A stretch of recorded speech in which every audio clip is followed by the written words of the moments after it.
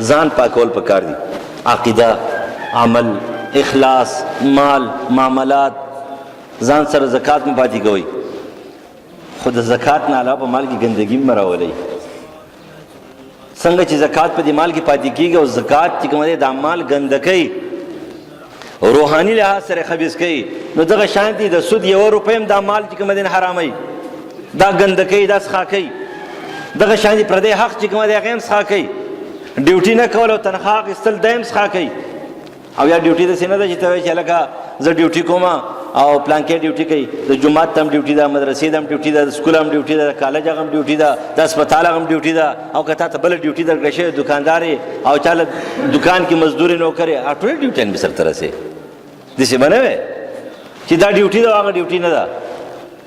نه به ردې نه ګپ جوړې د امامتۍ نه، نه به د مدرسې نه ګپ جوړې، نه به چې کوم د استاذۍ نه جوړې، نه به ډاکټرۍ نه جوړې. اوس خو چې کله راټینګ کې که نه حکومت لږه دا نوکر پیشه خلک راټینګ کې زر مظاهرې شروع کړي. څه چلو شه لکه دا ډیوټي ولې نه کوئ؟ راټینګ یې کړه څه چل دی؟ ډیوټي کوه که نه؟ تا له تنخواه په څه باندې درکوي؟ تا له تنخواه په دې درکوي تا دا منډې ترړې والې بلکې رشوتونه دې م ورکوله. اوس نوکر شوې، خپې دې مضبوطې شوې، ته اوس نوکري نه کوې. یعنی خپل پرایویټ کلینیک دپاره ورسره ټایم ډېري، خو لیکن هسپتال کې دننه د مریض د کتلو دپاره ټایم. که مونږ فرض کړو مریض چې دی اخوا دېخوا ګورو ځکه چې موږ له څه پیسې نه راکوي، شکرانه نه راکوي. که مونږ دې ځان خلاص کړو د دم نه که نه، نو څه خاص خبره نه ده چې په مونږ باندې څه ډیوټي نشته دی، موږ له څوک شکرانه نه راکوي چې اوس پرېږدی وی نو. خو لیکن تا له خو پیسې درکوي، تا له خو تنخواه درکوي، تا خو سره لیکل کړي، په دې کې ورسره بل کار نه شي کولی.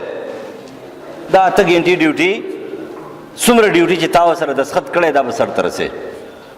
او که دې ونه رسو که نه قسم دی نه په منځونو پاکولی شي، نه په روجو پاکولی شي، نه په خیراتونو پاکولی شي، او نه په ذکرونو پاکولی شي.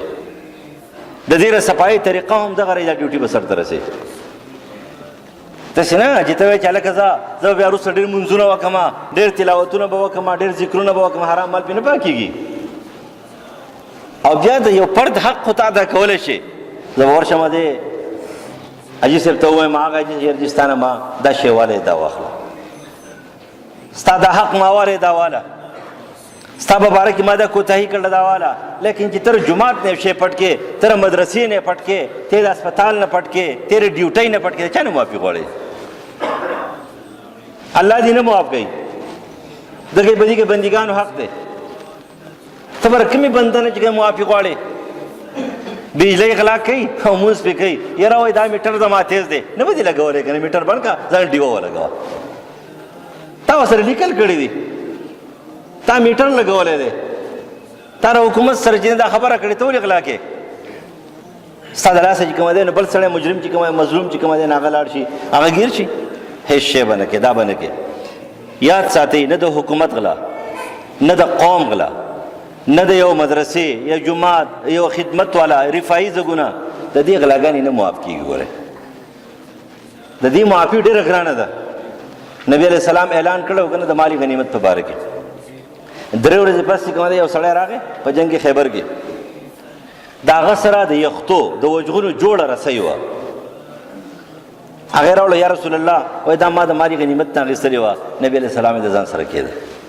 دا اعلان اورېدلی ویل چې و اعلان دې اورېدلی، د بلال رضی الله عنه اعلان دې اورېدلی او که نه ویل چا اورېدلی؟ وایي دا ځان سره کېده، قیامت په ورځ به راشي د اور پړی به دې مرۍ ته پروت وي، بیا هلته ادا کړي. اسان نه شم اخیستی دا واله. دا یې ورته ولې ویله؟ ځکه رفاهي شیزونه نه معاف کېږي. همون خو په دې نه یو، په لارو کوڅو کې پیپونه پراته دي، زر تې پټ که کور ته ویسه، بل څه شی چې کوم دی پټ که زر یې ویسه، خښتې په لاره کې لګېدلې خښتې پټه واوړه. یوازې دا نه دی، دغه به هم پاکې، عقیده به هم پاکې، عمل به هم پاکې، دا به هم پاکې.